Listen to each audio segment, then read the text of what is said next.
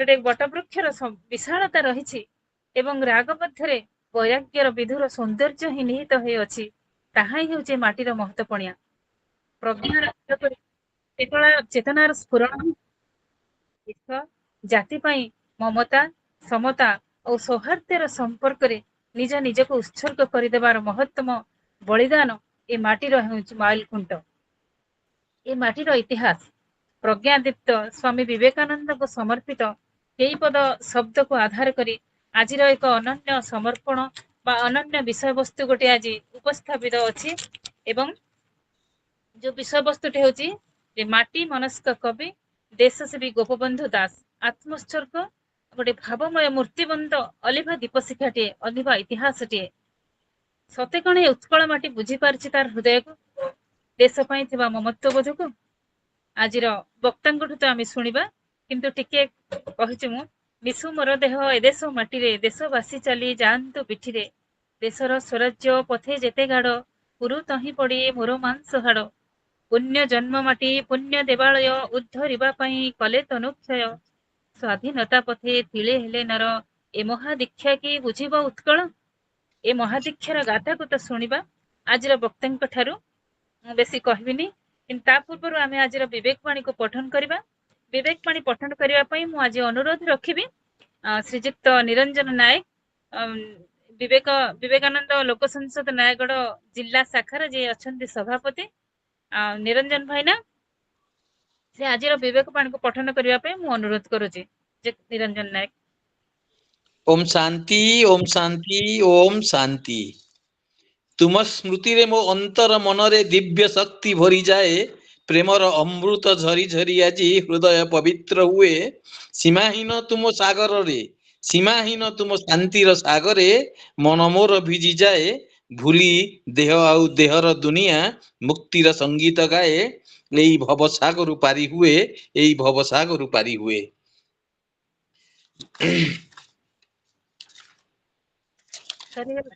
स्वामी विवेकानंद लोक संसद विचारधारा नयागढ़ जिला शाखा आज हूँ 50तम पाठचक्र आउ तारीख हूँ 9/7/2025 तारीख संध्या 7टा बाजी किसी समय अतिबाहित हो गलानी। शीर्षक आज सुंदर शीर्षक माटी माँ ममता प्रसंग भी बहुत सुंदर माटी मनस्क कवि देशसेवी गोपबंधु दास बहुत सुंदर भाव आज विषय वस्तु अच्छी एवं आज विषय वस्तु को आलोचना करने एवं शुणा आम गण में उपस्थित थिबा समस्त मंत्रमुग्ध तपस्वी मान मोर सर्वप्रथम मो हृदय गभीरतम प्रदेश रु मु शतकोटी प्रणाम जनाऊँगी।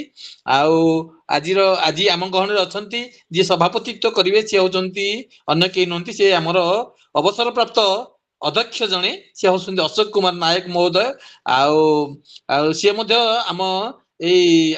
आम जो लोक संसद आजीवन सभ्य तापर आज आलोचक अच्छा आम गहन में अवसर प्राप्त प्रधान शिक्षक श्रीजुक्त कवि गोदावरी मिश्र सी आमर आजीवन सभ्य आज ये कार्यक्रम को अति सुंदर भाव में संयोजना करने आम गण में उपस्थित अच्छा आमर अति आदरणीय आमर सान भौणी अध्यापिका नीलिमा नंद महोदय समस्त को आज सुंदर कार्यक्रम पुणी थे स्वागत जनाऊँगी। शुभ स्वागतम शुभ स्वागतम शुभ स्वागतम आपण मानू मुझे वर्तमान विवेकवाणी पठन करने जाऊँगी।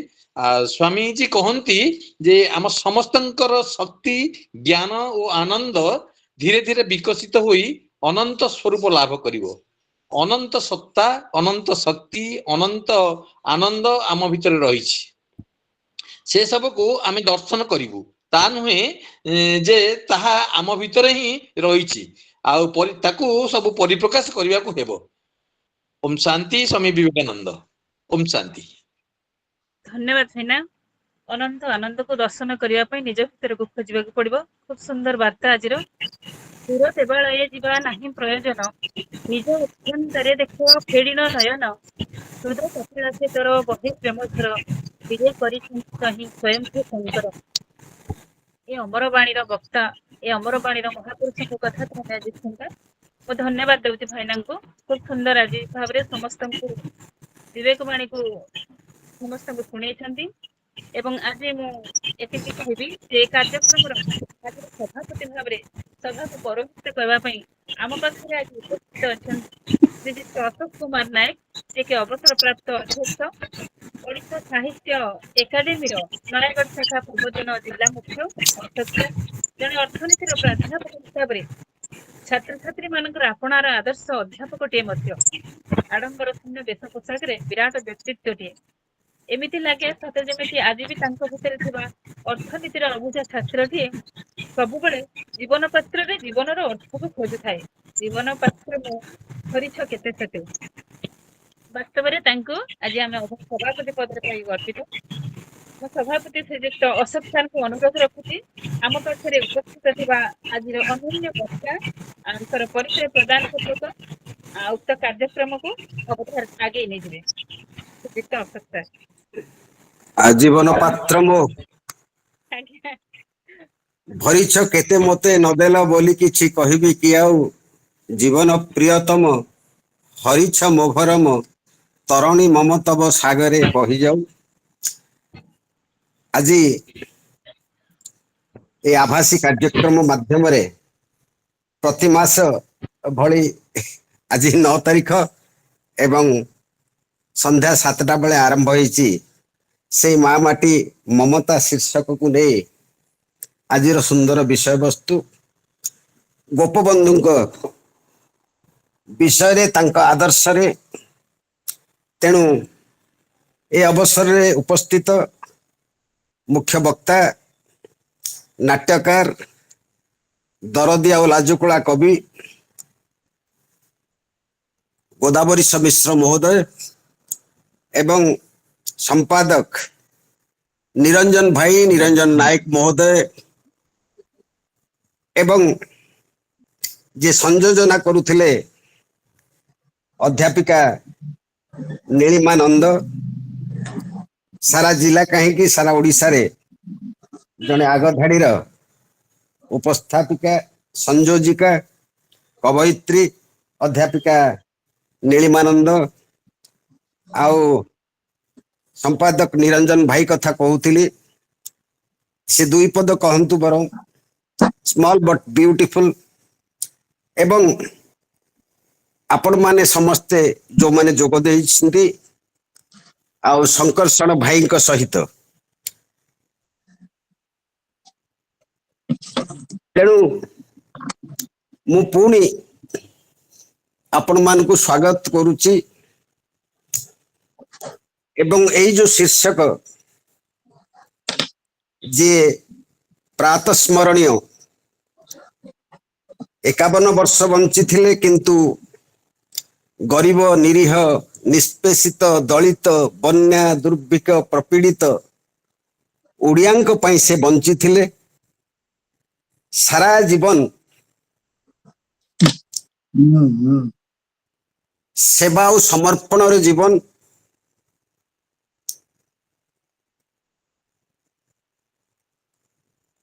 1877 1924 1928 1928 51 वर्ष 51 वर्ष 51 51 वर्ष से गंगशिउली जीवन तांकर कम वर्ष बंची किंतु सी जहा करिछंती समस्त हृदय रही जाइछंती तांको लोक भक्ति करंती सम्मान करंती बंचिबा भितरे जेतिकी बोधे जीवन चलीगला परे ताठू बेसी लोक तांको झुरुछंती से विपद बेले से बन्या बेले बात्या बेले अनावृष्टि बेले दुर्भिक्ष बेले जेते बेले विपद पड़े सी मन पड़ती तेणु सी होउछंती विपदर बंधु तांको विषय रे आज आलोचना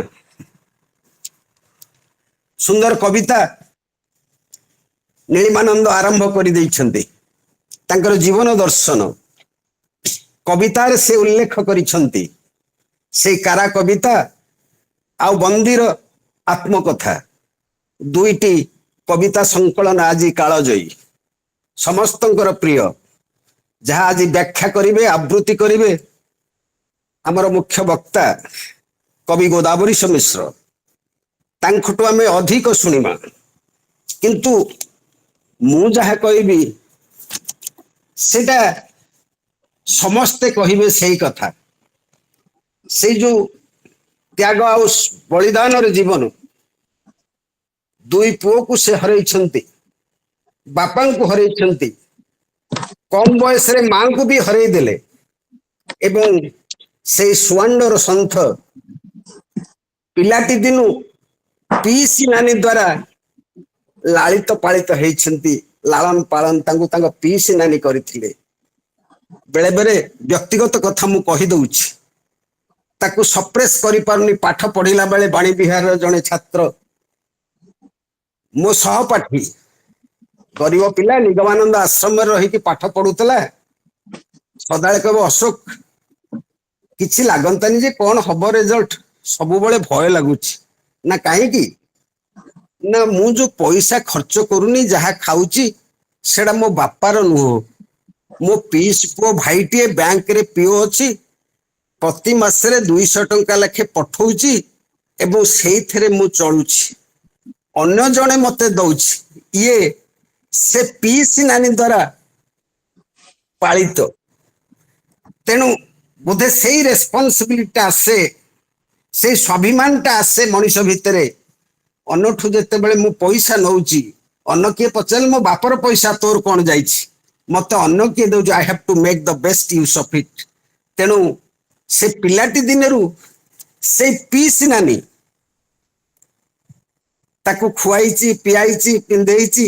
ଏଇଠୁ ଜିଲ୍ଲା school Ravenshaw college, Ravenshaw college ପରେ କଟକରେ ସେ ବିଏଲ ଯୋଉଟାକୁ ଲ, ଯେମିତି ଆମ ଇଏ କରିଥିଲେ ଗୋବିନ୍ଦ ମିଶ୍ର, ସୁରଦେବ ଯାଇକି ପଢିଥିଲେ କୋଉଠି, ଡ୍ରଇଂ ମାଷ୍ଟର ହେଇଥିଲେ, ଡ୍ରଇଂ ମାଷ୍ଟରରୁ ଅଧ୍ୟାପକ ସେ ନୀଳଗିରି ଫର୍ମାଲ ସ୍କୁଲ, ସେଇଠି ବି ଇଏ ଶିକ୍ଷକତା କରିଥିଲେ। ଏବଂ କୁଆଡେ କହନ୍ତି ଆମ ଦଶପଲ୍ଲାର କଣ୍ଟ୍ରିବ୍ୟୁସନ ଅଛି ଏଇ ମହାତ୍ମା ଗାନ୍ଧୀ ସହିତ ଆମ ଗୋପବନ୍ଧୁଙ୍କୁ ଯୋଡ଼ିବାରେ। କାରଣ କୁଆଡେ ଗୋବିନ୍ଦ ମିଶ୍ର ହିଁ ଗାନ୍ଧୀଙ୍କୁ କହିଥିଲେ ଯେ ଆମର ଗୋପବନ୍ଧୁ ଅଛନ୍ତି, ଏବଂ ଗୋପବନ୍ଧୁଙ୍କୁ ନେଇକି ମହାତ୍ମା ଗାନ୍ଧୀଙ୍କ ସହିତ ଇଣ୍ଟ୍ରୋଡ୍ୟୁସ କରିଥିଲେ। ଏବଂ ସ୍ୱାଧୀନତାର ସେ ଯୋଉ ଭାଗିରଥ ଗୋପବନ୍ଧୁଙ୍କୁ ହିଁ କହିବା, କାରଣ ସେ ଯୋଉ ଜାତୀୟ କଂଗ୍ରେସ ସ୍ୱାଧୀନତା ଆନ୍ଦୋଳନ ଜାତୀୟ ସ୍ତରରେ ତାକୁ ଓଡ଼ିଶା ସହିତ ମିଶେଇବାର ପ୍ରଥମ ବ୍ୟକ୍ତି ହଉଛନ୍ତି ଆମର ଉତ୍କଳମଣି ପଣ୍ଡିତ ଗୋପବନ୍ଧୁ ଦାସ। ତେଣୁ ସିଏ ଏଇ ଜାତୀୟ କଂଗ୍ରେସର ମଧ୍ୟ ପ୍ରଥମ ସଭାପତି ଥିଲେ ପଣ୍ଡିତ ଗୋପବନ୍ଧୁ ଦାସ। ସବୁ ଦିଗରେ ଏଇ ଯୋଉ ବନ ବିଦ୍ୟାଳୟ, ସମାଜ, ସବୁ କ୍ଷେତ୍ରରେ ସିଏ ଓଡ଼ିଆଙ୍କ ପାଇଁ ବିଶେଷ କାମ କରିଛନ୍ତି ଏବଂ ଜାତୀୟତାବାଦର ଉଦ୍ରେକ କରିବାରେ ଗୋପବନ୍ଧୁ ଜଣେ କବି ପାଲଟି ଯାଇଛନ୍ତି, ଲେଖକ ପାଲଟି ଯାଇଛନ୍ତି, ଏକାଧାରାରେ ସାମ୍ବାଦିକଟେ ମଧ୍ୟ ପାଲଟି ଯାଇଛନ୍ତି। ଆଜି ପର୍ଯ୍ୟନ୍ତ ଯୋଉ ସମ୍ବାଦପତ୍ର ଆମେ ଜଣେ ଯୋଉ ସମୟ ପଢୁ, ସମ୍ବାଦ ପଢୁ, ପର୍ଯ୍ୟବେକ୍ଷକ ଧରିଥାଉ, ଯାହା କରୁ, ଟିକେ ସମାଜଟା ଦେଲୁ। ତେଣୁ ଖବର କାଗଜର ଅନ୍ୟ ନାମ କେବଳ ଆଜି ପର୍ଯ୍ୟନ୍ତ ସମାଜ, ଆଉ ତାର ପ୍ରତିଷ୍ଠାତା ହଉଛନ୍ତି ଗୋପବନ୍ଧୁ ଦାସ। ତେଣୁ ଏଇ ଯୋଉ ସମାଜ ପ୍ରତିଷ୍ଠା କରିବାର ତାଙ୍କର ଉଦ୍ଦେଶ୍ୟ ଆଉ ଆଭିମୁଖ୍ୟ କଣ ଥିଲା ସେଇ ସମୟରେ, ତାକୁ ଯଦି ଆଲୋଚନା କରାଯାଏ ତାହେଲେ ସମାଜ କଣ ପାଇଁ ଲୋକଙ୍କ ଦୁର୍ଦ୍ଦଶାକୁ ଲୋକମାନଙ୍କ ସଚେତନ କରିବା, ସ୍ୱତନ୍ତ୍ର ଓଡ଼ିଶା ପ୍ରଦେଶ ଗଠନର ଲକ୍ଷ୍ୟ ଆଉ ଆଭିମୁଖ୍ୟକୁ ପ୍ରଚାର ପ୍ରସାର କରିବା, ଅହିଂସା ଆନ୍ଦୋଳନ ତାକୁ କେମିତି ବ୍ୟାପକ କରିବା, ମହାତ୍ମା ଗାନ୍ଧୀଙ୍କ ବାର୍ତ୍ତାକୁ ଲୋକମାନଙ୍କ ପାଖରେ ପହଞ୍ଚେଇବା, ଆଉ ଭାରତୀୟ ଜାତୀୟ କଂଗ୍ରେସର ବାର୍ତ୍ତାକୁ ମଧ୍ୟ ଲୋକମାନଙ୍କ ପାଖକୁ ପହଞ୍ଚେଇବା। ତେଣୁ ସେ ଜାତୀୟତାବାଦର ଉଦ୍ବେଗ କରିବା ପାଇଁ ଗୋପବନ୍ଧୁଙ୍କର ଯୋଉ ଭୂମିକା ତାହା ଅବିସ୍ମରଣୀୟ। ଆଉ ଶିକ୍ଷା କ୍ଷେତ୍ରରେ ତାଙ୍କର କୀର୍ତ୍ତିସ୍ତମ୍ଭ ଆଜି ବି ଜାଜୁଲ୍ୟମାନ। ଯିଏ ସ୍କୁଲଟେ କଲେଜଟିଏ କଲେ ସିଏ ବଉଳ ଗଛଟିଏ ଲଗେଇ ଦଉଛି। ତେଣୁ ସେ ବଉଳ ଗଛ मधुसूदन राय निर्देश रे बोधे बौल गछ जो गोपबंधु वन विद्यालय आधुनिक जुगर से जो पंच सखा तार नेतृत्व नहीं गोपबंधु दास ए मधुसूदन राय निर्देश रे तांकर उपदेश रे एडे बड़ शिक्षानुष्ठान जहाँ खोलाई बोधले ताहा अद्वितीय एवं जेते शिक्षानुष्ठान आज पर्यंत अच्छी सी हूँ तांकर बोधे दम्भिला दिगवारिणी गोटे बतीघर अन्न मान तेणु से स्वाधीनता संग्रामी कहतु जेते वकिल कहतु जेते राजनेता कहतु जेते राष्ट्रनेता कहतु तार मैन्युफैक्चरर से गोटे कंपनी थिले एजुकेशनल कंपनी मैन्युफैक्चरिंग इंडस्ट्री जार ए प्रतिष्ठ मुख्य नायक थिले मध्य पंडित गोपबंधु दास तेणु जो क्षेत्र में आलोचना कले गोपबंधु जीवन अन्न मान ताहा एक आश्चर्यजनक कथा से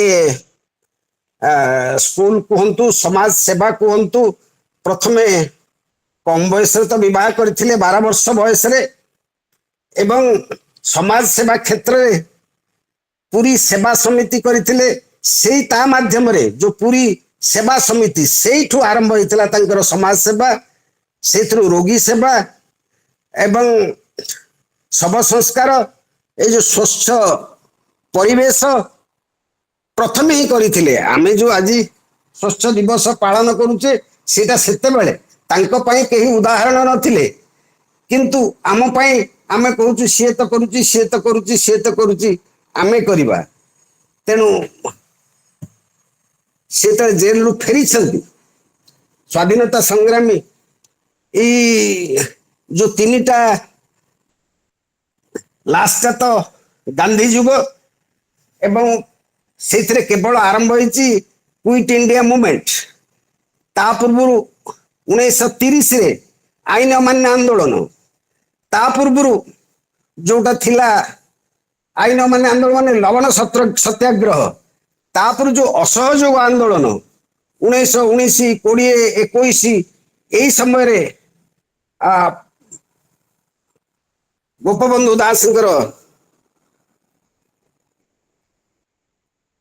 योगदान रही राजनीति स्तर रे हो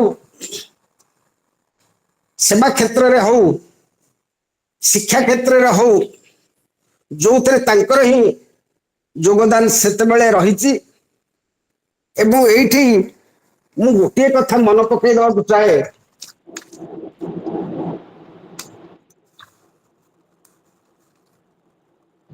1936 मसीहा ता पूर्व से चलीगले 1928 रे तेणु गछ लगेइबा लोकटी फल खाइलाने 1947 मसीह भारत स्वाधीन हैला से देखि पारलेनी 1936 मसीह स्वतंत्र उत्कल प्रदेश गठन करागला तेणु सी ताकि भी देखि पारलेनी किंतु जहा हो तांको प्रयास रे जो 1919 अक्टोबर मास 4 तारीख रे दशहरा तिथि जो साप्ताहिक समाज गठन करागला से जो पर्यंत बंची गोपबंधु मध्य से पर्यंत बंचुथिबे आउ ओडिया को पई पंडित गोपबंधु दास होउछंती नमस्य चिर नमस्य तेणु यही समय आमे तांकर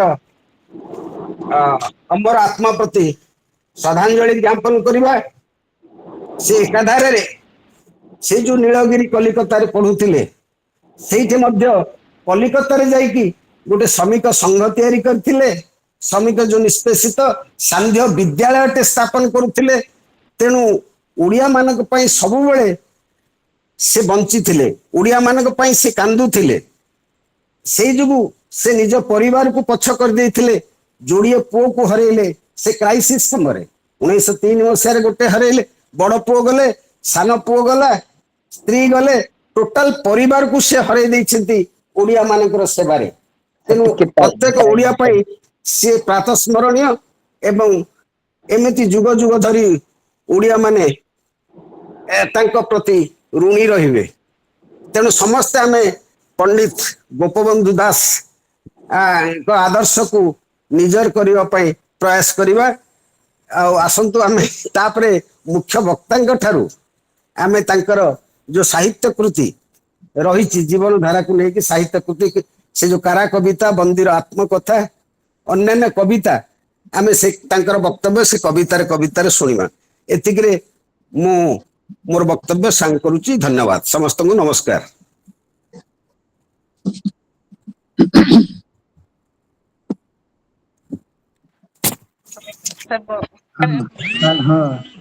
ହ୍ୟାଲୋ ସମସ୍ତେ ସନ୍ଧ୍ୟାର शुभेच्छा नमस्कार। आज रही संध्या शुभुची मैडम ଆଜ୍ଞା ଆଜ୍ଞା ଶୁଭୁଛି ସାର୍ ଶୁଭୁଛି ସାର୍। आज रही संध्या शुभमय से महान व्यक्तित्व मानकर आशीर्वाद रे से विवेकानंद आशीर्वाद से गोपबंधु आशीर्वाद जहाँ अशोक सारे कहीगले मैडम आमर कहीगले मुझे जहाँ कहले सब पानी चाहे जो भावुची इते सुवर्णवर सन्यासी तांक विषय आज गोटे विषय वस्तु रखा जे माटीर एते महिम्न मनीष जी पूरी प्राइमरी पढ़ला बेले पूरी स्कूल रे एठू आरंभ करवा आज लगी संध्या को पूरी रे प्राइमरी स्कूल पाठ पढ़ला बेले राधानाथ राय से थिले स्कूल इन्स्पेक्टर इंग्रेज शासन समय जो स्कूल को गले गोपबंधु जितेबले देखिले से इंग्रेज मान सपक्ष कथबार्ता कले पाठ पचारे गोपबंधु पछपटे बसी गोटे कविता लिखुले कवि गोपबंधु से कविता लिखुले राधानाथ राय पचारे अरे बेटा कौन कर पचर तू बसिक पाठ शुणु आम आलोचना ना मुझे गोटे कविता लिखी आपण कि आश्चर्य से ऐसी शक्ति से देवतार आशीर्वाद से कहले कविता लिखुच बाबू देखिए पढ़िल से कविताटी से पाठ कले धड़िया पंडित मन्य बावरी साईरे श्रृगाल केसरी परी हेउ थाए गण्य इटा जो आम कॉलेज पढ़ला बेले आम सार आम पढ़ी दिखती दिवंगत निमेश सार से गोटे आवेग आसे जे गोपबंधु किए से मनीष से मनीष जे पुत्र को पुत्र मान को हरइले जीवन को 51 वर्ष हरइले से मनीष हूँ गोपबंधु दास से कवि से देश सेवक से गोपबंधु दास वृत्ति कटि पंचम श्रेणी वृत्ति कटिला कि परवर्ती काल राधानाथ चिन्हले यार ये मनुष्य इतने काव्यिक प्रतिभा नहीं जन्म नहीं से मर्त्यमंडल में गोटे ये अनेक कविता को देखा काव्य को जो काव्य अवकाश चिंता कारा कविता बंदीर आत्मकथा नचिकेता गो महात्म्य इत्यादि इत्यादि काव्य सबु काव्य से लिखिले सचेतनतार जागरणर मंत्र उद्बोधन वेद मंत्र से पाठ कले उदार उदास भाव चरित्र गढ़िले पाठ पढ़ा दिन मरण जाए पिला दिन मरण जाए अशोक सार तो गुड़े कथा कहले प्रत्येक छात्र छात्री से फुटेले अंतर ध्वनि अंतर स्पंदन अनन्य अनुभूतिर आलेख्य जो आलेख्य माने जिते बड़े जी पढ़िले जिते बड़े पिला माने पढ़ंतु बाप माने पढ़ंतु टीवी रे आसु रेडियो रे आसु ताहा गोटे स्पंदन सृष्टि करे प्राण मध्यरे सतरे से कविता कौन से मनुष्यटा कौन थिला ईश्वरंकर अवतार थिले से जो मृत्यु पर मायाधर मानसिंह लिखिले से कविता जो कविता गोटे चमत्कार कविता गोप प्रयाण बोली पढ़ा होता पिलांकर हे कवि हे ऋषि वाग्मी तब चरण रे नमस्कार हे कवि हे ऋषि वाग्मी हे तब चरण रे नमस्कार जे पथे जाइछ एई माथे पढ़ु पवित्र रेणु तार पुरुषोत्तम तुम लगी आमे धन्य होइछु परा मरणे तुमरी तेणु हे बिलपे आज उत्कल धरा तथापि तुमर मृत्यु की अछि तुमे तो मृत्युजयी तथापि तुमर मृत्यु की अछि तुमे तो मृत्युंजयी गोटिए जा थिला मरणे तुमर जाइछ कोटिए हुई श्मशान तब चितानल धरी धन्य धन्य कहे महाकाल तुम नाम शिरे धरी पुलकित हुई कहे ये जो कविता लिखिले गोपप्रयाण मायाधर मानसिंह से कविता नथिला जीवन प्रति एक नैवेद्य थिला, एक अर्घ्य थिला जे हे उत्कलवासी तांको फुलमाला दियो। से जाउचंदी आज मरी जाइछन, तांकर सभाधार भितर फुलमाला दियो। ता परको अनुवाद आहुरी अछि जेतेरे ई भली भाबरी जो कवि पिलादिने से तांकर धर्मपद काव्यर मुखबंधर लिखिले, बाल्यकालरू कवि हेबार गोटे वासना मोर थिला, ताहा समय क्रमे बलवती हला। से महक को सहज भाव में ग्रहण करनेली। सी लिखिंट एक कथाटी, कि प्रकृति से गोटे अवश्य आशीर्वाद जन्म नहीं जहाँ तांको देखी जड़े कवि भाव में प्रतिष्ठित कर पारला। केवल कवि नुहंती, देशसेवी, महानुभवी, त्यागी, उत्कलर मणि गोपबंधु हेले। जो कवि लिखिले विषुमर देह दश माटी देशवासी चली जातु पिठे, देशर स्वराज्य पथे जेते गाड़, पुरु पड़ी तही मोर मांस हाड़, पुरु तही पड़ी मोर मांस हाड़। ये कवितार भाव स्पंदित एक आह्वान दिए माटी की मनीष को से समय आज भी दिए, से समय न आज भी दिए से समय कथा। का पुरुष परी मरिबा जगते नुहे नर पौरुष, परहित साधी मरे जे महिरे से ही एका सुपुरुष। कवि प्रतिपादन करिसेंती प्रत्येक कवितार छत्रे छत्रे शब्दरे ब्रह्ममय शब्दमान को खंजे जे जीवन निरर्थक नुहे, आशीष किछि करिबा पई बंचिबा किछि करिबा। जहाँ लिखिले हमर शेफाली प्रति कवितारे कुंतला कुमारी सावत, ये अनंत विनाश मोर लेखा नाही कपाळे, एक रात्र पाई फुटी झड़ी जीवी सकाळे। कविटी गोटे जुगर समर्पणटीए। समय तांको जेतिकी समय तांको जन्म देइछे धरणी पृष्ठरे, किंतु समय को से जहाँ देही जाइछंती ताहा सारस्वत कालबक्षरे एक इतिहास जुग जुग पाई स्वर्णाक्षर लिपिबद्ध होइछि पृष्ठरे। कलिंगर पृष्ठ मानंगरे जे मनीष मनीष नुहे से देवता जनरे आसीथिले अवतरी, सबु हराई से आखि बुझी देले सहस्रे आपणा करी। समस्त की देगले लुह, नयनर लुह मायाधर मान सिंह तांग कवितार लिखि दे गले जे गोटे सुवास गोटे सुवासित पुष्प आज मौड़ी जाइछि, तथापि तुमर मृत्यु कि अछि, तुमे त मृत्यु जाई गोटे जाथिला, मरणे तुमर जाइछि कोटिए हुई। सी भली महापुरुष माननको माटी पाइछि, गर्वित माटी आज से माटी पाई से माने जहाँ दे जाइछंती। केवल जे से कविता देइछंती ता नुहे, कविता माध्यम नवजागरण मंत्र पढ़ी। सत्यवादी युग थिला, एक जागरण एक पर्व थिला। ये पर्वटी समस्त को समस्ते एक आंदोलन समय थिला। से आंदोलन को आरंभ करथिले गंजाम जिला आरंभ होइथिला, ताहा कालक्रमे कटक को आसिला। से उत्कल सम्मेलन 1903 मसीह आरंभ होला। 36 मसीह आमे स्वतंत्र ओडिशा लाभ कले। जो प्रथम कविता लिखिथिले मधुसूदन दास, उत्कल गौरव पगड़ी पुरुष मधुसूदन दास। यही सम्मेलन जाति प्राण सिंधु कोटि प्राण बिंदु धरे, तोर प्राण बिंदु मिशाई दे भाई जे पड़ी सिंधु निरे। यही गोपबंधु गोदावरी कांतकवि लक्ष्मीकांत महापात्र इत्यादि इत्यादि अनेक अग्रमोहन सेनापति समस्ते घणी हेले। यही कवितारे चेतनामय कविता लिखिले, जनमानस को प्रकंपित कले। पढ़िले से पढ़ा भितर से देखिले, गाँ गाँ बुलिले, समाज प्रतिष्ठा कले। तारी माध्यम से निजे प्रबंध लिखिले। से प्राबंधिक से प्रबंधरे से कवितारे प्रबंधरे उत्कलिया मानक मनरे सृष्टि कले गोटे प्रीतिर भाव, गोटे जाति प्रति ममत्व बोध।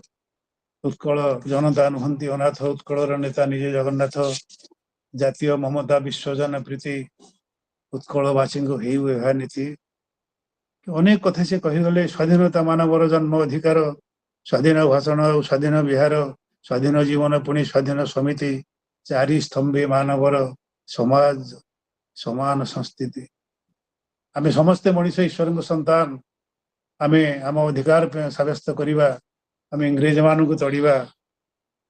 आश्चर्य कथा अशोक सार कहते जो गोटे स्कूल स्थापना कले सत्यवादी बकुल वन विद्यालय। सेठी शिक्षकता करने से आह्वान देले पंडित गोदावरी मिश्र को, नीलकंठ दास को। समस्ते सेठी आसिले, सेठी शिक्षकता कले। କହିଲେ ଯେ ଆମେ ଦେଶକୁ ଚାକିରିକି ଭୁଲି ଯାଇ ଆମେ ଏଇଠି ଆମ ଜାତିକି ଗଢ଼ିବୁ। ମଣିଷ ମାନଙ୍କୁ ତିଆରି କଲେ, ଯୋଉ ଛାତ୍ରମାନେ ବାହାରିବେ ସେମାନେ ହେବେ ଦେଶକୁ ଗଢ଼ିବେ, ଇଂରେଜକୁ ତଡ଼ିବେ, ଦେଶ ପାଇଁ ଲଢ଼ିବେ, ଇଂରେଜ ମାନଙ୍କୁ ତଡ଼ିବେ। ସତରେ ଏ ଯୋଉ ମହାନ ଉଦ୍ଦେଶ୍ୟ, ନିଜ ସୁଖ ଲାଗି ଜାତ ନୁହେଁ ହିନ୍ଦୁ, ନିଜ ସ୍ୱାର୍ଥ ଲାଗି ଜାତ ନୁହେଁ ହିନ୍ଦୁ, ବିଶ୍ୱ ହିତ ହିନ୍ଦୁ ପ୍ରତି ରକ୍ତ ବିନ୍ଦୁ। ପ୍ରତ୍ୟେକ ସଭାରେ ସମିତିରେ ସେ ଗାଇବାକୁ ଲାଗିଲେ ମଣିଷ ପାଇଁ କବିତା, ସମାଜ ପାଇଁ କବିତା, ବନ୍ଧନ ଫିଟି ଯିବା ପାଇଁ କବିତା, ଯେ ଲୋକମାନେ ବୁଝି ଯାଆନ୍ତୁ ଯେ ଜାତୀୟ ମମତା, ବିଶ୍ୱଜନ ପ୍ରୀତି, ଉତ୍କଳବାସୀର ହି ଓହା ନୀତି। ଉତ୍କଳ ଛୋଟିଆଟିଏ ନଥିଲା, ଉତ୍କଳ ସେ ସମୁଦେଶ ନାସ୍ତି ନାସ୍ତି ମହିତଳେ, ଯେ ଆମେ ସେ ଉତ୍କଳୀୟ ଆସନ୍ତୁ ଆମେ ଲଢ଼ିବା। ସେ କବିତା ଗାଇଲେ ସେଇ ଉତ୍କଳ ସମ୍ମିଳନୀରେ। ଜଗତ ସର ସେ ଭାରତ କମଳ, ତା ମଧ୍ୟ କେଶର ପୁଣ୍ୟ ନୀଳାଚଳ, ଥିଲେ ଜହିଁ ତହିଁ ଭାରତ ବକ୍ଷରେ, ମଣିମି ଅଛି ମୁଁ ଆପଣା କକ୍ଷରେ। ଏଇ ଯୋଉ କବିତାର ଧାଡ଼ି ତାଙ୍କୁ କହିଦେଲା, ଆମକୁ କହିଦେଇ ଗଲା ଯେ ସିଏ ସାଧାରଣ ମଣିଷ ନଥିଲେ, କି ଦେଶସେବୀଟିଏ ସାଧାରଣ ନଥିଲେ, ସାମାନ୍ୟ ଦେଶସେବୀ ନଥିଲେ, ସେ ଗୋଟେ କବି ଥିଲେ, କବି ପ୍ରାଣ ମଣିଷ ଥିଲେ, କବିତା ମନସ୍କ, କାବ୍ୟ ମନସ୍କ। ଜେଲଖାନାକୁ ଯାଉ ଯାଉ ଲେଖିଦେଲେ ରେଳରେ ବସି ଚିଲିକା ଦର୍ଶନ, ରହ ରହ କ୍ଷଣେ ବାଷ୍ପୀୟ ଶକଟ, ଦେଖିବି ଚିଲିକା ଚାଲୁ ଚିତ୍ରପଟ। ତାକୁ କହିଲେ ବାଷ୍ପୀୟ ଶକଟ ବୋଲି। ଟ୍ରେନ ତାକୁ କହିଲେ ଗୋଟେ ଶଗଡ଼ଟିଏ, ମୁଁ ଶଗଡ଼ରେ ଗାଁରେ ବୁଲୁଛି, ଯାଉଛି ଶଗଡ଼ରେ ବସିକି ଟିକେ ରହିଯା, ମୁଁ ଚିଲିକାକୁ ଦେଖିବି। କିନ୍ତୁ ସୁନ୍ଦର ଦୃଶ୍ୟ, ସାୟନ୍ତନ ଦୃଶ୍ୟ ମୋ ପ୍ରାଣକୁ ଆହ୍ଲାଦିତ କରୁଛି। ମୁଁ ଉତ୍କଳକୁ ଛାଡ଼ି ଯାଉଛି ବିହାରର ହଜାରିବାଗ ଜେଲକୁ, ମୁଁ ସେଇଠି ରହିବି। ସେ ସେଠି ରହିଲେ, ସେଠି ବି ସେ ଗୀତ ଲେଖିଲେ, କାବ୍ୟ କବିତା ଲେଖିଲେ, ଆହ୍ୱାନ କଲେ ସମଗ୍ର ଭାରତ ବର୍ଷକୁ, ଓଡ଼ିଶାକୁ, ଯେ ହିନ୍ଦୁ ମୁସଲମାନ ବୌଦ୍ଧ ଖ୍ରୀଷ୍ଟିଆନ ଶିଖ ଜୈନ ଯେତେ ଭାରତ ସନ୍ତାନ, ଯେତେ ଧର୍ମ ଯେତେ ଜାତି ବର୍ଣ୍ଣ କୂଳ, ଭାରତ ଜନନୀ ସମସ୍ତଙ୍କ ମୂଳ। ଏହି ଆଶା, ଏକ ଆଶା ଏକ ଲକ୍ଷ୍ୟ, ଏକ ଧ୍ୟାନ, ଏକତ୍ର ଅନ୍ତୁଳି ଏକତ୍ର ଶ୍ମଶାନ। ଆସ ଆମେ ଗୋଟିଏ ଜାଗାରେ ବସିବା, ସଂଗ୍ରାମ କରିବା, ସମସ୍ତଙ୍କୁ ଟାଣିବା, ସମସ୍ତେ ହେବେ ଆମର, ଆମେ ହେବା ସମସ୍ତଙ୍କର। ଏଇ କବିତା ମାନ ଲେଖି ଯୋଉ ମହାନ ଜାତି ପ୍ରତି ସେ ସୃଷ୍ଟି କରିଛନ୍ତି, ସେ ଓଡ଼ିଶା ଇତିହାସରେ ଲିପିବଦ୍ଧ ହୋଇ ରହିଗଲେ କାଳ କାଳ ପାଇଁ। କବି ଭାବରେ, ଦେଶଶିଳ୍ପୀ ଭାବରେ ସେ ଲେଖିଛନ୍ତି, ଓଡ଼ିଆ ଜାତି ଇତିହାସରେ କେବେ ସଂକୀର୍ଣ୍ଣ ନଥିଲା, କି ସୀମାବଦ୍ଧ ନଥିଲା। ତାହା ନଦ ନଦୀ ପର୍ବତ ଦ୍ୱାରା ଓଡ଼ିଶାର ସୀମା ଆବଦ୍ଧ ହେଲେ ସୁଦ୍ଧା ଓଡ଼ିଆ ମାନେ ସର୍ବଦା ସେ ସୀମା ଅତିକ୍ରମ କରି ବିଶାଳତା ଆଡ଼କୁ ଗତି କରିଛନ୍ତି। ଆମେ ଯାଭାସ ମାତ୍ରା ପୁଣ୍ୟ ଯାଇଛେ, ଆମେ ପଢ଼ିଛେ ପାଠ, ଜଗତ ସର ସେ ଭାରତ କମଳ, ତା ମଧ୍ୟ କେଶର ପୁଣ୍ୟ ନୀଳାଚଳ, ଥିଲେ ଜହିଁ ତହିଁ ଭାରତ ବକ୍ଷରେ, ମଣିମି ଅଛି ମୁଁ ଆପଣା କକ୍ଷରେ। ଏଇଭଳି ଯୋଉ କବି ଲେଖିପାରନ୍ତି, ଏତେ ଆତ୍ମୀୟତା ନେଇ ମାଟିକି ଆପଣାର କରି, ମାଟିର ମୁହଁରେ ଯିଏ ମନ୍ତ୍ରମୁଗ୍ଧ ହୁଅନ୍ତି, ମା ମାଟି ମମତାକୁ ଯିଏ ଭଲ ପାଆନ୍ତି, ଯେ ମା ପାଇଁ, ମାର ବିଡ଼ି ଫିଟିବା ପାଇଁ ଜେଲ ଯାଆନ୍ତି, ପୁତ୍ରକୁ ହରାନ୍ତି, ଯିଏ ମମତ୍ୱବୋଧରେ ନିଜକୁ ସଂଶ୍ଳିଷ୍ଟ କରନ୍ତି, ଯେ ଭାବନ୍ତି ମା ମୋର, ଏ ମାଟି ମୋର, ଏ ମଣିଷ ମୋର, ମୁଁ ତାଙ୍କ ମୁକ୍ତି ଚାହେଁ। ସେ ମୁକ୍ତିର ପୁରୁଷ। କେବେ ବି ସେ ଖୋଜି ନାହାନ୍ତି ସୁଖ। କାହିଁକି ସେ ସୁଖ ଖୋଜିବେ? ତାଙ୍କୁ ଦୁଃଖ ଭାବୁଛନ୍ତି, ଯେତେ ଦୁଃଖ ଆସିବ ସେ ଦୁଃଖ ମାନେ ମୋର ଆପଣାର ହେବେ। ସେ ଦୁଃଖ ମାନଙ୍କୁ ସେ ଆପଣାର କରିଛନ୍ତି, ମୁଁ ଗାଇଛନ୍ତି। ମୋହିତ ନୁହେଁ ମୋହରି ପାଇଁ ସବୁରି ଲାଗି ମୋହରି ପ୍ରାଣ, ସମତା ପଥି ପତାକା ବହି ଶାନ୍ତିରେ ମୁଁ ରଚିବି ଗାନ। ମୁଁ ଗୋଟିଏ ମଣିଷ, ମୁଁ ଆସିଛି କିଛି କରିବା ପାଇଁ, ମୁଁ କରିବି, ମୁଁ କରିକିରି ମରିବି। ଏଇ ସ୍ଥିର ସିଦ୍ଧାନ୍ତ ନେଇ ଯେତେବେଳେ ସେ ବସିଛନ୍ତି ସଂଗ୍ରାମ ଭିତରେ, ସେଇଠି ସେ କହିଛନ୍ତି, କାତରତା ସିନା କାପୁରୁଷ ପଣ, ବୀର ମରେ ଅବା ମାରେ କରିରଣ। ଆସ ମରିବା, ଆମେ ମରିବା ତ ମରିବା। ସତରେ ସେ ମରିଗଲେ 51 ବର୍ଷ ବୟସରେ, ଏକ ନେତ୍ରୋତ୍ସବ ଦିନ 1928 ମସିହା ନେତ୍ରୋତ୍ସବ ଦିନ ହିଁ ତାଙ୍କର ମହାପ୍ରାଣ ଘଟିଥିଲା। ସେଇ କବି ଏ ଜାତିର ଏକ ମହିମ୍ନ ପୁରୁଷ, କହି ଯାଇଛନ୍ତି ସମସ୍ତଙ୍କ ପାଇଁ ଯେ ଆସ ଆମେ ଜୀବନକୁ ଭଲ ପାଇବା, ଆସ ଆମେ ସମସ୍ତଙ୍କୁ ସ୍ନେହ କରିବା। ତାଙ୍କର ଶେଷ କବିତା, ତାଙ୍କ ଜୀବନର ଶେଷ କବିତା, ଜୀବନ କି ଖାଲି ନିରାଶାର ବାଲି, ମରୁ ମରୁ ଚିକା ସ୍ନେହ ପ୍ରୀତି, ତେବେ କି ଆଶାରେ କହେ ସଂସାରେ, ପର ଲାଗି ନର ମରୁଛି ନୀତି। କବିଟିଏ ଏହା ହିଁ କହିପାରେ, ନିଜକୁ ଉତ୍ସର୍ଗ କରିଦେଇପାରେ। ଯେମିତି ଭୀମ ଭୋଇ କହିଥିଲେ, ମୋ ଜୀବନ ପଛେ ପ୍ରାଣୀଙ୍କ ଆରତ ଦୁଃଖ ଅପ୍ରମିତ ଦେଖୁ ଦେଖୁ କେବା ସହୁ, ମୋ ଜୀବନ ପଛେ ନରକେ ପଡ଼ିଥାଉ ଜଗତ ଉଦ୍ଧାର ହେଉ। ସେଇ ମନ୍ତ୍ରରେ ଅଭିମନ୍ତ୍ରିତ ହେଇ ଗୋପବନ୍ଧୁ ବି ସେୟା କହିଲେ, ଏ କାତରତା ସିନା କା ପୁରୁଷପଣ, ବୀର ମରେ ଅବା ମରେ କରିରଣ, ପୂର୍ବ ପୁରୁଷର ପବିତ୍ର ଶ୍ମଶାନ, ଦେଶର ଜାତିର ଗୌରବ ଗାନ, ପୁଣ୍ୟ ଜନ୍ମ ମାଟି ପୁଣ୍ୟ ଦେବାଳୟ, ଉଦ୍ଧରିବା ପାଇଁ ତନୁ କଲେ କ୍ଷୟ। କଣ ନ କରିଛନ୍ତି ଉତ୍କଳର ଅତୀତର ବୀର ପୁରୁଷ ମାନେ, ରାଜା ମାନେ, ମହାରାଜା ମାନେ। ତାଙ୍କଠୁ ଆମେ କଣ ଶିଖିବା? ସେ କବିତାରେ ଶିଖେଇ ଦେଲା ଆମକୁ ଯେ ଆସନ୍ତୁ କବିତାରେ ଶିଖିବା। ଯେ କବିତା ମାନେ ଆମକୁ କଣ କହୁଛନ୍ତି? କବିତା ମଧ୍ୟରେ ଗୋଟେ ଜାତିର ସ୍ୱର, ଗୋଟେ ଭଲ ପାଇବାର, ମାଟିକି ଭଲ ପାଇବାର ଏକ ସ୍ୱରଟିଏ ତା ଭିତରେ ସେ ଖଞ୍ଜି ଦେଇ ପଳେଇଲେ। ତେଣୁ ତାଙ୍କର ଜୀବନ ଯେତିକି ରାଜନୀତିରେ ଭରପୁର, ଦେଶ ସେବାରେ ଭରପୁର, କାବ୍ୟିକ ପରିଭାଷାରେ ଆହୁରି ଅଧିକ ଭରପୁର। ତାଙ୍କ କବିତାର ଭାଷା ମାନେ ଜୀବନ୍ତ, ପ୍ରାଣବନ୍ତ, ରସବନ୍ତ ଏବଂ ସ୍ପନ୍ଦନରେ ଭରପୁର। ଯୋଉ କବିତା ପଢିଲେ ସେଠି ସ୍ପନ୍ଦନ, ସ୍ପନ୍ଦନ ଆଉ ସ୍ପନ୍ଦନ। ସବୁଠି ଦର୍ଶନ, ସ୍ପନ୍ଦନ ହିଁ ଦର୍ଶନ। ତାଙ୍କର ଦୂରଦୃଷ୍ଟି, ତାଙ୍କ ଅନ୍ତର୍ଦର୍ଶନ ପ୍ରତ୍ୟେକ କବିତାକୁ ଏକ ପ୍ରଜ୍ଞାଦୀପ୍ତ, ଏକ ପ୍ରଜ୍ଞାର ବତିଶିଖା ଜଳେଇ ଦେଇଛି, ଦୀପଶିଖାଟିଏ କରିଛି ଆମମାନଙ୍କ ହୃଦୟରେ। ସେ କବିତା ମାନେ ସତେ ଯେମିତି ଏବେ ବି ବଡ଼ ଦାଣ୍ଡରେ ଅଛନ୍ତି, ଏବେ ବି ଗାଉଛନ୍ତି ସଙ୍ଗୀତ ଯେ ଆସରେ ଉତ୍କଳୀୟ ମାନେ, ମାନବ ଜୀବନ ନୁହେଁ କେବଳ ବର୍ଷ ମାସ ଦିନ ଦଣ୍ଡ, କର୍ମେ ଜୀବନର କର୍ମେ ଏକାତାର, ଜୀବନର ମାନଦଣ୍ଡ। ଧର୍ମପଦ କବିତା, ଏଇଭଳି ଅନେକ କବିତା। ଗୋଟେ କାବ୍ୟ ଲେଖିଥିବା ମଣିଷକୁ କଣ ଆମେ କହିପାରିବା? ଏକ ସଙ୍ଗରେ ଯିଏ କବି ହେଇପାରିଛନ୍ତି, ଯିଏ ଦାର୍ଶନିକ ହେଇପାରିଛନ୍ତି, ମାର୍ଗଦର୍ଶୀ ହେଇପାରିଛନ୍ତି, ଶିକ୍ଷକ ହେଇପାରିଛନ୍ତି, ଗୋଟେ ବିଦ୍ୟାଳୟ ଗଢିଛନ୍ତି, ସେ ବିଦ୍ୟାଳୟରୁ ବାହାରିବେ ଦେଶପ୍ରେମୀ ମାନେ। ଗୋପବନ୍ଧୁଙ୍କ ରାଜନୈତିକ ଜୀବନ ବିଶିଷ୍ଟ ଦିଗଟି ହେଉଛି ଯେ 1917 ମସିହାରେ ସେ ବିହାର ଓଡ଼ିଶା ବ୍ୟବସ୍ଥାପକ ସଭାର ସଭ୍ୟ ହେବାର ସୌଭାଗ୍ୟ ଅର୍ଜନ କରିଥିଲେ। ଗାନ୍ଧୀ ଆସିଥିଲେ ଦେଖିବା ପାଇଁ ସେ ତାଙ୍କ ପ୍ରତିଷ୍ଠିତ ବକୁଳବନ, ଛୁରିଆନା କୁଞ୍ଜର ବକୁଳବନରେ ବିଦ୍ୟାଳୟକୁ, ଯେ କଣ କରିଛନ୍ତି ଜଣେ ଦ୍ୱିତୀୟ ଗାନ୍ଧୀ ଓଡ଼ିଶାର। ସିଏ ହେଲେ ଦ୍ୱିତୀୟ ଗାନ୍ଧୀ। ତୃତୀୟ ଗାନ୍ଧୀ ହେଲେ ଗୋବିନ୍ଦ ମିଶ୍ର ଦଶପଲ୍ଲାର ଅଶୋକ ସାର୍ କହୁଥିଲେ ଯେ ସତରେ ଏଇଭଳି ଅନେକ ଜିଜ୍ଞାସୁ ମଣିଷ ମାନେ, ଗୋପବନ୍ଧୁଙ୍କ ଭଳି ଅନେକ ଜିଜ୍ଞାସୁ ମଣିଷ ଥିଲେ, ଯୋଉ ଜିଜ୍ଞାସୁ ମଣିଷ ମାନେ ଦେଇ ଯାଇଛନ୍ତି ଜାତିକି ଅନେକ ଆଦର୍ଶ। ସିଏ ପଣ୍ଡିତ ଗୋପବନ୍ଧୁ ଥିଲେ ଗୋଟେ ବିଶିଷ୍ଟ ସଂଗଠକ। ଆମେ ତ ସବୁ ଜାଣିଛେ ତାଙ୍କ ବିଷୟରେ, କିନ୍ତୁ ତାଙ୍କର କବି ପଣିଆ ବି ଜାଣିଛେ, ଦେଶ ସେ ବି ଜାଣିଛେ, କିନ୍ତୁ ତାଙ୍କ ପାଖରେ ଯୋଉ ନିରହଙ୍କାରୀ ଜୀବନଟି ଥିଲା, ଗୋପବନ୍ଧୁ ଥିଲେ ପ୍ରକୃତରେ ଜଣେ ବିଶିଷ୍ଟ ସଂଗଠକ। ଶିକ୍ଷକତା ସହିତ ସେ ବିଭିନ୍ନ ସାଂଗଠନିକ କାର୍ଯ୍ୟରେ ନିଜକୁ ସାମିଲ କରିଥିଲେ। ଉତ୍କଳ ସମ୍ମିଳନୀ ସହିତ ସେ ବରାବର ସମ୍ପର୍କ ରଖୁଥିଲେ। ଉତ୍କଳ ସମ୍ମିଳନୀର ବାର୍ତ୍ତାକୁ ସେ ଲୋକାଭିମୁଖୀ କରିବାରେ ସକ୍ରିୟ ଅଂଶ ଗ୍ରହଣ କରୁଥିଲେ। କବିତା ଲେଖୁଥିଲେ, କାବ୍ୟ ଲେଖୁଥିଲେ। ବନ୍ଦୀର ଜେଲ ଯାଇ ସେ ଯୋଉ ଅନୁଭୂତି ଗୁଡ଼ିକ ଗ୍ରହଣ କରିଥିଲେ, ଯେ ନୀରବତା, ବିଜନତା କାହିଁ ତ ବେଶ ମୋହନ, ଯାହା ଲେଖିଲେ ମଧୁସୂଦନ ରାୟ, ଯେ ଲାଗି ଜିଣିଲୁ ତୁ ମୁନି ନୟନ। ବିଜନତା ଭିତରେ ରହି, ନୀରବତା ଭିତରେ ଏକୁଟିଆ ରହି ସେ ଯୋଉ ସଙ୍ଗୀତ ସାଧନ କରିପାରିଲେ, ଯୋଉ କାବ୍ୟ ରଚନା କରିପାରିଲେ, ତାହା ଓଡ଼ିଆ ଜାତି ପାଇଁ ସମ୍ପଦ, ସୌରଭ, ବୈଭବ ଆଉ ଗୌରବ। କବିତା ମାଧ୍ୟମରେ, କାବ୍ୟ ମାଧ୍ୟମରେ ସେ ସମ୍ପର୍କ ତିଆରି କଲେ।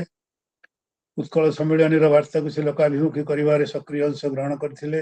1919 ମସିହା ଉତ୍କଳ ସମ୍ମିଳନୀର 14ଶ ଅଧିବେଶନରେ କଟକ ଠାରେ ସେ ସଭାପତିତ୍ୱ କରିଥିଲେ। ସେ ସଭାପତିତ୍ୱ କରିବା ସମୟରେ ଗୋଟେ ରେଳ ଷ୍ଟେସନ ପାଖରେ ଗୋଟେ ପଡ଼ିଆରେ ଗୋଟେ ବିରାଟ ସଭା କରିଥିଲେ। ସେତେବେଳେ ପଣ୍ଡିତ ଗୋଦାବରୀଶ ମିଶ୍ର ଡେପୁଟି କଲେକ୍ଟର ହେଇକି ଅର୍ଡର ଆଣିକି ଆସିଥିଲେ ଇଂରେଜ ମାନଙ୍କ ଠାରୁ ଜଏନ୍ କରିବା ପାଇଁ। ଯେତେବେଳେ ସଭାରେ ଭାଷଣ ଶୁଣି ସାରିଲେ, କୋଟ ଫୋପାଡ଼ି ଦେଲେ, ପ୍ୟାଣ୍ଟ ସାର୍ଟ ଫୋପାଡ଼ି ଦେଲେ, ଗୋପବନ୍ଧୁଙ୍କଠୁ ଗୋଟେ ଲୁଗା ମାଗିଲେ, ପିନ୍ଧିଲେ, କହିଲେ ଦାସୟାପଣେ ମୁଁ ଆପଣଙ୍କର ଜଣେ ସେବକ ହେବି, ମୁଁ ଆପଣଙ୍କ ସାଥିରେ ସ୍ୱାଧୀନତା ସଂଗ୍ରାମରେ ଭାଗ ନେବି। ଇଏ ହେଉଛି ତାଙ୍କ ଜୀବନର ମହାନତା ପରିଚୟ। ସେ ପ୍ରତ୍ୟେକ ମୁହୂର୍ତ୍ତରେ ଗୋଟେ ଭିନ୍ନ ଦୃଷ୍ଟିଭଙ୍ଗୀର ପରିଚୟ ଦେଉଥିଲେ। ତାଙ୍କ ଭାଷାରେ ଉତ୍କଳବାସୀ ସମସ୍ତେ ମହାନ। ସେ କବିତା ବି ଲେଖିଛନ୍ତି ଯେ ଏଠି ହିନ୍ଦୁ, ମୁସଲମାନ, ଖ୍ରୀଷ୍ଟିଆନ ଯେତେ ଯିଏ ଯାହା ହୁଅ, ଆସ ସମସ୍ତେ ମିଶିବା ଆମ ଯୌବନର କର୍ମକ୍ଷେତ୍ର ଆମର ବାର୍ଦ୍ଧକ୍ୟର ବିଶ୍ରାମ ସ୍ଥାନ ଏବଂ ଅନ୍ତିମ କାଳର ଆଶ୍ରୟ ସ୍ଥାନ ଓଡ଼ିଶାକୁ ସୁନ୍ଦର ଭାବରେ ଗଢ଼ିବା। ସୁନ୍ଦର ଭାବରେ ଗଢ଼ିବାର ଅର୍ଥ ହେଲା ଆମେ ତାକୁ ମୁକ୍ତି ଦେବା, ମାର ହାତରୁ ବେଡ଼ି ଫିଟେଇ ଦେବା। ବିଶ୍ୱ ପ୍ରୀତି ହିଁ ଓଡ଼ିଆର ଜାତୀୟତା, ପୂର୍ଣ୍ଣ ପ୍ରାଣ ଓଡ଼ିଆର ମନୁଷ୍ୟତା। ସେ ବହୁ ଭାଷଣରେ କହିଲେ ବିଶ୍ୱ ପ୍ରୀତି ହିଁ ଓଡ଼ିଆର ଜାତୀୟତା, ପୂର୍ଣ୍ଣ ପ୍ରାଣ ଓଡ଼ିଆର ମନୁଷ୍ୟତା। ଏମିତି ଲେଖାଯାଇଛି ଆମର ସେ ଅୟଂପର ନିଜ ବିତି ଗଣନାଙ୍ଗ ଲଘୁଚିତସା ଉଦାର ଚରିତାନନ୍ଦ ବସୁଧୈବ କୁଟୁମ୍ବକମ୍। ଆସ ଆମେ ବସୁଧ୍ୟାକୁ ଏକ ବୋଲି ଭାବିବା। ତାହା ହିଁ ସେ କଲେ। ଓଡ଼ିଆ ମାନଙ୍କ ମନରେ ଗୋଟେ ଜାତୀୟତାର ଦେଶାନୁରାଗର ଗୋଟେ ଭାବ ସୃଷ୍ଟି କଲେ। ଓଡ଼ିଆ ମାନଙ୍କର ନିରାଶ ନିର୍ଜୀବ ମନରେ ସେ ପ୍ରାଣ ସଞ୍ଚାର କଲେ। କାରଣ ଆମର ଗୋଦାବରୀ ମହାପାତ୍ର ଯୋଉ ଗୀତ ଲେଖିଦେଲେ, ଯେଉଁ ଠକଙ୍କାଡ଼ ଛୁଳ ଶୃଙ୍ଖଳ ଜାଗ ଦର୍ବଳ ଆଜିରେ ଉଠୁ ଗତ ଗୌରବ ହୃତ ଗୌରବ ମୃତ ଗୌରବ ରାଜିରେ। ସତେ ଏମିତି ଓଡ଼ିଶା ଲୋକମାନେ ସ୍ଥିର ସ୍ଥିମିତ ହୋଇଯାଇଥିଲେ। ଏଇଭଳି ଦେଶ ସେଇମାନଙ୍କର ଆହ୍ୱାନରେ ଉତ୍ସାହରେ ସେମାନେ ପୁଣି ମାତିଲେ। ତାଙ୍କ ଦେହରେ ଗୋଟେ ନବୀନ ରକ୍ତ ପ୍ରବାହିତ ହେଲା, ନବୀନ ଚେତନା ପ୍ରବାହିତ ହେଲା। ସେ ଚେତନା ମଧ୍ୟରେ ଅହିଂସା ମନ୍ତ୍ରଟି ସେ ପାଠ କଲେ। ଗାନ୍ଧୀଙ୍କର ଅହିଂସା ମନ୍ତ୍ରଟିରେ ଗୋପବନ୍ଧୁ ତାକୁ ଗ୍ରହଣ କରିନେଲେ। କହିଲେ ଆହା କେଡ଼େ ସୁନ୍ଦର ମନ୍ତ୍ରଟି ହେଇଛି, ଅହିଂସା ମନ୍ତ୍ର। ସେ ଅହିଂସା ମନ୍ତ୍ର ନ ହେଇଥିଲେ ଆମେ ସ୍ୱାଧୀନତା ଲାଭ କରିପାରିନଥାନ୍ତେ। ସେଇଥିପାଇଁ ଲେଖିଲେ ଯେ ହିଂସା ନ ରହୁ। ତାଙ୍କ କବିତାର ଛତ୍ର ଛତ୍ର ପ୍ରକଟିତ ହେଲା ଯେ ଆମେ ଗାଳିମନ୍ଦ ସହିବା, ହିଂସା କରିବାନି, ଆପଣାକୁ ଆପଣା ଭଲ ପାଇବା, ମାଟିକି ଭଲ ପାଇବା, ସମ୍ପର୍କ ସ୍ଥାପନ କରିବା। ଆମର ସାମ୍ୟ ମୈତ୍ରୀ ସ୍ୱାଧୀନତାର ମନ୍ତ୍ର ହେଉ। ଆମର ସାମ୍ୟ, ଆମର ମୈତ୍ରୀ ସ୍ୱାଧୀନତାର ମନ୍ତ୍ର ହଉ। ଜଗନ୍ନାଥ ଅଛନ୍ତି ଆମ ଜାତୀୟ ଦେବତା। ଆମେ କେବେ ହାରିବାନି, ଆମେ ନିଶ୍ଚୟ ଜିତିବା। କିନ୍ତୁ ସତରେ ସେ ଜିତିବା ବେଳକୁ ଆଉ ନଥିଲେ। ଯାହା ଅଶୋକ ସାର୍ କହିଲେ ଦୁଃଖର କଥାଟିଏ, ସେ ଆଉ ଜିତିବା ବେଳକୁ ନଥିଲେ। ତଥାପି ତାଙ୍କର ପୂଜା ଚାଲିଛି। ସେ ମହାନ ମଣିଷ, ସେ ମଣିରୁ ମଣିଷ, କୋଟିଏ ମଣିର ମିଶ୍ରଣରେ ସେ ଯୋଉ ମଣିଷ, ସୁବର୍ଣ୍ଣ ସନ୍ନ୍ୟାସୀ ଉତ୍କଳମଣି ଗୋପବନ୍ଧୁ ଦାସ ସତରେ ଗୋଟେ ତ୍ୟାଗୀ। ସେ ତ୍ୟାଗୀ ତାଙ୍କର ଭାଷଣରେ ସେ ବେଳେ ବେଳେ କହନ୍ତି ଯେ ଉତ୍କଳ ଭୂମି ସଂକୀର୍ଣ୍ଣ ନୁହେଁ, ଓଡ଼ିଆ କେବେ କ୍ଷୁଦ୍ର ମନା ନୁହେଁ, ସୀମା ମଧ୍ୟ ନୁହେଁ। ପୁରୀ ଭୁବନେଶ୍ୱର କୋଣାର୍କ ମନ୍ଦିରର ବିଶାଳତା ଏହାର ପରିଚୟ। ଆମେ ସେଇ ଓଡ଼ିଆର ପରିଚୟ ଆମର। ଆମେ ସେଇ ଓଡ଼ିଶାର ଲୋକମାନେ, କଳିଙ୍ଗର ବୀରମାନେ, ଯିଏ ଗଢ଼ିଛନ୍ତି କୋଣାର୍କ, ଯିଏ ଗଢ଼ିଛନ୍ତି ପୁରୀ ମନ୍ଦିର, ଯିଏ ଭୁବନେଶ୍ୱର ଲିଙ୍ଗରାଜ ମନ୍ଦିର, ଆମ ପରିଚୟ ସେଇଠି ରହିଛି। ସେ ପରିଚୟ ଭିତରେ ସେ ନିଜର ସଂଗ୍ରାମୀ ମନୋବୃତ୍ତିକୁ ଦେଖେଇ ଦେଇଛନ୍ତି। ସେ ସଂଗ୍ରାମୀ ମନୋବୃତ୍ତି ଭିତରେ ସେତେବେଳେ ସିଏ ଯେତେ ସତ୍ୟବାଦୀ ଗୋଷ୍ଠୀର କବିମାନେ ମେଳ ହୋଇଥିଲେ, ଶିକ୍ଷକମାନେ ମେଳ ହୋଇଥିଲେ, ସମସ୍ତେ କବି ହେଲେ। ପଣ୍ଡିତ ଗୋଦାବରୀଶ ମିଶ୍ର, ଆଚାର୍ଯ୍ୟ ହରିହର, ନୀଳକଣ୍ଠ, କୃପାସିନ୍ଧୁ, ପଣ୍ଡିତ କୃପାସିନ୍ଧୁ ମିଶ୍ର ସମସ୍ତେ କବି ହେଲେ। ସତ୍ୟବାଦୀ ଗୋଷ୍ଠୀର ଲେଖକମାନେ କାବ୍ୟ, କବିତା, କ୍ଷୁଦ୍ର ଗଳ୍ପ, ଉପନ୍ୟାସ, ନାଟକ ଓ ସମାଲୋଚନା ଲେଖି ସାଧାରଣ ଜନତାଙ୍କ ମନରେ ଉତ୍ସାହ ସୃଷ୍ଟି କଲେ, ଉଦ୍ଦୀପନା ସୃଷ୍ଟି କଲେ। ଯେଉଁ ଉଦ୍ଦୀପନାର ଫଳସ୍ୱରୂପ ଆମ ସ୍ୱାଧୀନତା ଆମେ ପାଇଲେ। ସେ ସ୍ୱାଧୀନତାର ମନ୍ତ୍ର ଫୁଙ୍କିଥିବା ସେ ମହାନ ମଣିଷ ହିଁ ଗୋପବନ୍ଧୁ ବୋଲି କହିଲେ ଅତ୍ୟୁକ୍ତି ହେବ ନାହିଁ। ସେ ଯେ ଜଣେ କରିଛନ୍ତି ତାହା ନୁହେଁ, କିନ୍ତୁ ତାଙ୍କର ଆହ୍ୱାନରେ ଅନ୍ୟମାନେ ଯେତେବେଳେ ମିଶି ଯାଇଛନ୍ତି, ଗୋଟ ଗହଳି ହେଇଯାଇଛି। ଗୋଦାବରୀଶ ଆସିଲେ, ନୀଳକଣ୍ଠ ଗଲେ, ସେମାନେ ପଣ୍ଡିତ ନୀଳକଣ୍ଠ ଦାସ, ପଣ୍ଡିତ ଗୋଦାବରୀଶ ମିଶ୍ର, ପଣ୍ଡିତ କୃପାସିନ୍ଧୁ ମିଶ୍ର, ଆଚାର୍ଯ୍ୟ ହରିହର ସମସ୍ତେ ଏକତ୍ରିତ ହେଲେ, ସାମିଲ ହେଲେ। ତାଙ୍କ ଡାକରାରେ ସମସ୍ତେ ସମସ୍ତଙ୍କୁ ସାମିଲ କଲେ। ଲକ୍ଷ ଲକ୍ଷ ଜଣ ତାଙ୍କୁ ସାମିଲ କଲେ। କାରଣ ଏଇମାନଙ୍କ ସାହିତ୍ୟ, ଏଇମାନଙ୍କର ଭାଷଣ, ଓଜସ୍ୱିନୀ ଭାଷଣ, ଗାମ୍ଭୀର୍ଯ୍ୟ ଭାଷଣ ସମସ୍ତଙ୍କ ମନରେ, ଉତ୍କଳବାସୀଙ୍କ ମନରେ ଗୋଟେ ଭିନ୍ନ ପରିଚୟ ଭାବ ସୃଷ୍ଟି କଲା। ଯୋଉ ଭାବରେ ସମସ୍ତେ ଉଦ୍ଭୁତ ହେଲେ। ଏଇ ଊନବିଂଶ ଶତାବ୍ଦୀରେ ଆକୁମାରୀ ହିମାଚଳ ସମଗ୍ର ଭାରତ ବର୍ଷରେ ନବଜାଗରଣର ମୌସୁମୀ ପ୍ରବାହିତ ହୋଇଥିଲା। ଏହି ସମୟରେ ସ୍ୱାମୀ ଦୟାନନ୍ଦ ସରସ୍ୱତୀ, ରାଜା ରାମମୋହନ ରାୟ, ସ୍ୱାମୀ ବିବେକାନନ୍ଦ, କେଶବ ଚନ୍ଦ୍ର ସେନ ପ୍ରମୁଖ ମନୀଷୀଗଣ ଏକ ପରିବର୍ତ୍ତନର ଧାରା ଆଣିଥିଲେ, ଯାତ୍ରା କରିଥିଲେ। ଆଗଙ୍ଗା ଗୋଦାବରୀ ମଣିଷମାନଙ୍କ ମନରେ ଗୋଟେ ସମ୍ପୂର୍ଣ୍ଣ ନୂତନ ଭାବ ସୃଷ୍ଟି କରିବା ପାଇଁ। ସେଇ ତାଙ୍କରି ମାନଙ୍କ ଆଦର୍ଶରେ ଅନୁପ୍ରାଣିତ ହୋଇ ତାଙ୍କରି ମାନଙ୍କ ଠାରୁ ଆଦର୍ଶ ଶିଖି ତ୍ୟାଗ ଶିଖି ଏଇ ଯୋଉ ମହାମନୀଷୀ ମାନେ ବାହାରିଲେ ଏଇମାନେ ଗାଇଲେ ଜୟ ଉତ୍କଳ ଜନନୀ, ଯାହା ପାଇଁ ଲେଖିଲେ ବନ୍ଦେ ଉତ୍କଳ ଜନନୀ କବିତା କାନ୍ତ କବି ଲକ୍ଷ୍ମୀକାନ୍ତ ମହାପାତ୍ର, ଯାହା ପାଇଁ ଲେଖିଲେ ପଣ୍ଡିତ ଗୋପବନ୍ଧୁ ଦାସ, ଯାହା ପାଇଁ ଲେଖିଲେ ଆମର ମଧୁସୂଦନ ଦାସ, ଜାତି ଇତିହାସ ଜାତିର ନିର୍ଜର ତହୁଁ ବହେ ସଦା ଜାତି ପ୍ରାଣଧାର, ସେ ଧାରରୁ ନୀର ପିଉଛି ଜେନର, ନିଶ୍ଚୟ ହେବ ସେ ଜାତି କର୍ମବୀର।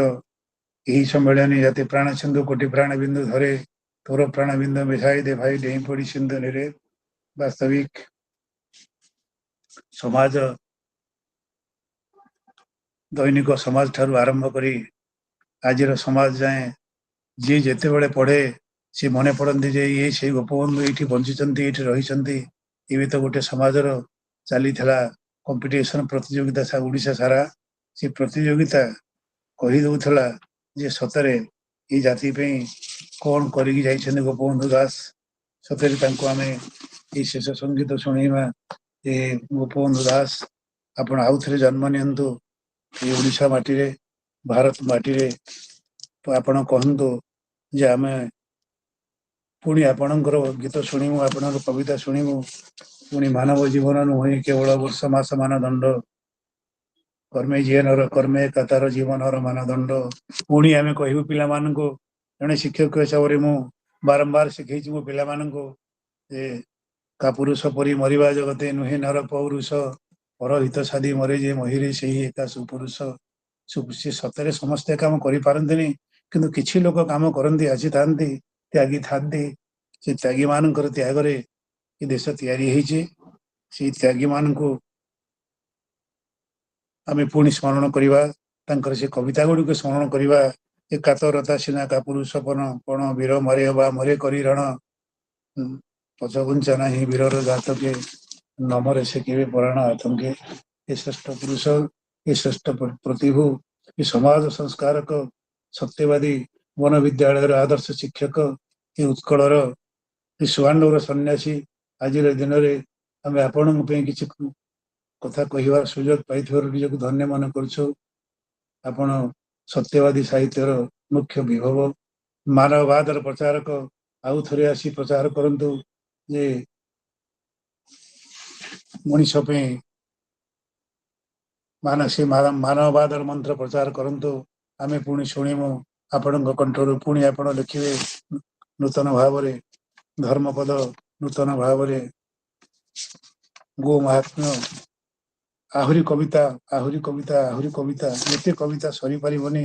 ଅବକାଶ ଚିନ୍ତା କାରା କବିତା, ବନ୍ଦୀର ଆତ୍ମକଥା ପୁଣି ଲେଖିବେ ନଚିକେତା, ଗୋ ମହାତ୍ମ୍ୟ। ଆସନ୍ତୁ ଆଜିର ଏଇ ଶୁଭ ସନ୍ଧ୍ୟାକୁ ତାଙ୍କୁ ସମର୍ପି ଦେଇ ସେଇ ମହାନ ମଣିଷୀଙ୍କର ଆଶୀର୍ବାଦ ଲାଭ କରିବା ଓ ଗାଇବା ତାଙ୍କରି ପାଇଁ ପଦଟି, ଶେଷ ପଦଟି, ଜୀବନକେ ଖାଲି ନିରାଶାର ବାଲି, ମରୁ ମରୁଚିକା ସେ ନୁହେଁ ପ୍ରୀତି, ତେବେ କି ଆଶାରେ କହ ସଂସାରେ, ପର ଲାଗି ନର ମରୁଛି ନୀତି। ଜୟ ଜଗନ୍ନାଥ। ସେ ପୁଣି କହିଲେ ଯେ ଉତ୍କଳୀୟ ନେତାର ନାହିଁ ପ୍ରୟୋଜନ, ଉତ୍କଳର ନେତା ନିଜେ ନାରାୟଣ। ଯେ ଜଗନ୍ନାଥଙ୍କ ପାଖରେ ଏତେ ସମର୍ପିତ, ଯାହାଙ୍କର ଆସ୍ଥା ଆଶ୍ୱାସନା ଆଉ ଯାହାଙ୍କର ଯୋଉ ଅସ୍ମିତାର ଦେବତା ଜଗନ୍ନାଥ, ସିଏ ବି ତାଙ୍କୁ ଖୋଜୁଥିଲେ ଯେ ହେ ଅସ୍ମିତାର ଠାକୁର, ଉତ୍କଳୀୟ ନେତାର ନାହିଁ ପ୍ରୟୋଜନ, ଉତ୍କଳର ନେତା ନିଜେ ନାରାୟଣ। ସେଇ ଗୋପବନ୍ଧୁଙ୍କର ସେଇ ମହାନ ଉକ୍ତି ଗୁଡ଼ିକୁ ଆଜି ଏଠି ଆମେ ଶୁଣିଲେ। ଆଶା ଓ ବିଶ୍ୱାସ କିଛି କହିଛି କିଛି ଯେତିକି ଜାଣିଛି, ଆଉ ଆପଣମାନେ କ୍ଷମା ଦେବେ। ପୁଣି ଆମେ ଆଗାମୀ ଦିନରେ ସେ ଗୋପବନ୍ଧୁ ଦାସଙ୍କୁ ଭେଟିବା କେବେ ନା କେବେ। ଜୟ ଜଗନ୍ନାଥ, ଜୟ ଜଗନ୍ନାଥ, ଜୟ ଜଗନ୍ନାଥ।